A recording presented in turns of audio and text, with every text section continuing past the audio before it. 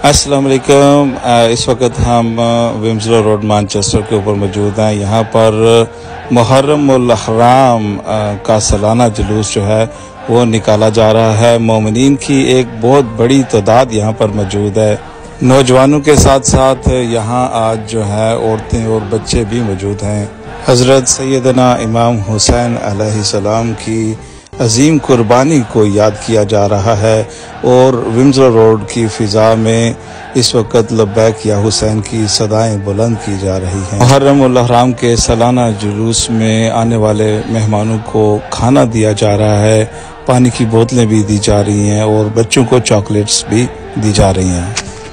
हज़ारों की तादाद में लोग इस वक्त विम्सलो रोड के ऊपर मौजूद हैं और इस बात की गवाही दे रहे हैं कि हज़रत इमाम हुसैन अलैहिस्सलाम ने हक़ और सच का साथ दिया है।